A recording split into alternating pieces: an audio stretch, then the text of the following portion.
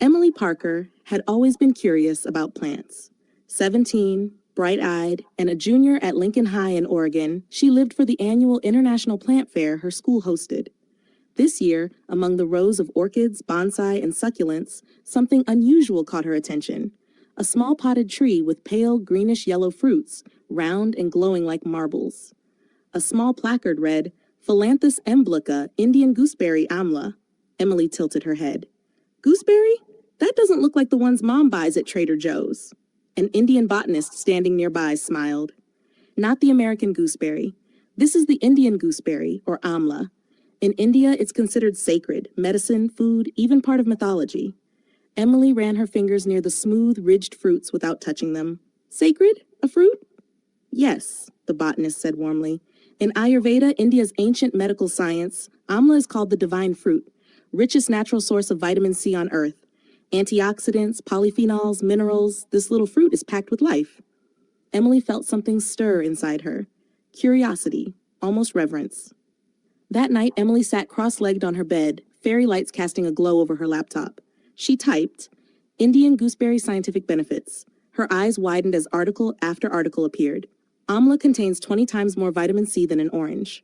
Powerful antioxidants, Imblicanin A and B, ellagic acid, gallic acid, used in Ayurveda for 5,000 years for digestion, immunity, skin, and longevity. Modern studies show anti-aging, anti-cancer, and anti-diabetic effects. She whispered almost to herself, "So this little fruit is like nature's super pill?" She scribbled notes. 600 milligrams vitamin C per 100-gram fruit. Strong free radical scavenger. Supports collagen. Lowers cholesterol. Closing her laptop at 1 a.m., she smiled. "Tomorrow, I'm telling Maya." Emily's best friend Maya was first-generation Indian American. At lunch, Emily slid into her seat, excitement bubbling. "Do you know about something called amla?" Emily asked. Maya laughed. "Of course. My grandmother makes amla pickle every winter. She says it's the fruit of the gods." Emily grinned. "That's exactly what I read. Why didn't you ever tell me?" Maya shrugged. "I thought everyone knew. In India, people eat it candied, in chutneys, even raw. It's sour but powerful." Emily's mind spun. Mythology and science intertwined. A fruit eaten in temples but also studied in labs. That evening she dove deeper. In Hindu mythology, the amla tree is linked to Lord Vishnu, planted near temples, worshipped during festivals. It symbolized purity, immortality, and divine health. She jotted in her notebook, "Cultural plus scientific equals perfect science project." The next week, Emily stood in front of her science teacher, Mr. Harris, holding a notebook. "So, instead of a volcano or solar system model, what if I study the antioxidant power of the Indian gooseberry?" Mr. Harris raised an eyebrow. "That is the most original proposal I've had in a decade." Emily smiled shyly. "It combines culture, chemistry, and health." He leaned forward. "Go for it, but Emily, dig deep. I want to see lab work, not just Google searches." She nodded firmly. "You'll get both." Later that week, Emily video called her grandmother in Florida. "Grandma, do you know anything about amla?" Her grandma chuckled. "Oh, honey, I've been using amla hair oil since I was your age. Look at my hair. Still thick and shiny." She tugged at her silver bun proudly. Emily gasped. "You knew about this tree before me?" "Of course. Indian stores in the U.S. sell it. It strengthens hair, slows graying, and keeps the scalp healthy. Old remedy, dear." Emily scribbled furiously in her journal. Traditional uses: hair oil, skin health, digestion, immunity. Science wasn't the only source of truth. Family traditions carried knowledge too. Turning her kitchen into a mini lab, Emily ordered dried amla powder online. She set up orange slices on one plate and rehydrated amla on another. She performed a simple titration experiment to test vitamin C content. Okay, orange juice versus amla extract. Let's see who wins. After careful measurement, she smiled. "I knew it. Amla beats orange by a landslide." Her notes read, "Amla 600 milligrams per 100 grams, orange 50 milligrams 100 grams. She added, "Amla polyphenols show synergistic antioxidant effects beyond vitamin C." Emily decided to drink amla juice every morning for 2 weeks. The taste was sour, but she got used to it.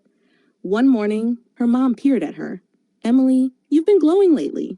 New skincare?" Emily smirked. "Nope, just gooseberry magic."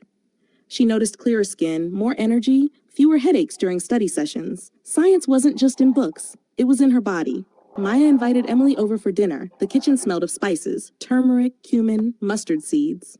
Maya's mom placed a small bowl in front of Emily. This is amla pickle. Careful, it's sour, but good for you. Emily took a bite and her eyes widened. Whoa, sour, salty, spicy, everything at once, but I think I love it. They laughed together. Maya explained, in India, amla is eaten as pickle, candy, juice, or dried. It's part of triphala, a famous Ayurvedic formula for digestion and longevity. Emily scribbled later, amla equals versatile food plus medicine. Seasonal rituals, community health. Over the next month, Emily buried herself in PubMed articles and Ayurveda texts. She discovered, amla reduces LDL cholesterol and triglycerides, prevents oxidative stress and diabetes, protects DNA from radiation damage, contains bioactive compounds, gallic acid, ellagic acid, shebulinic acid, used in ancient texts like Charaka Samhita, Ayurveda, 500 BCE. She read aloud while typing. From Ayurveda to modern pharmacology, over 1,000 studies confirm amla's antioxidant, anti-inflammatory, and anti-aging properties. Her project was becoming more than homework. It was a bridge between worlds. Finally, the day came. Emily stood in the school gym, her trifold poster behind her.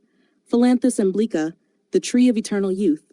Her table displayed dried amla fruits, bottles of juice, graphs of antioxidant assays, and cultural images of amla in temples. When the judges arrived, Emily smiled.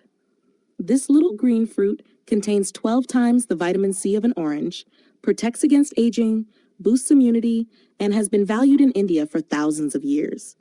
One judge whispered, "She's turned a fruit into a fountain of youth." Emily felt her cheeks flush with pride. Emily sat by her window, journaling. The sunset bathed her room in gold. One tree, one fruit, bridging India and America, ancient and modern, culture and science.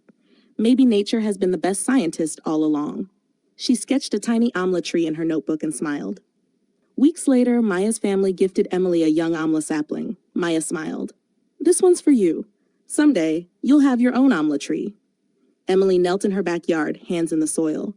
She whispered, "A little piece of India in my Oregon backyard."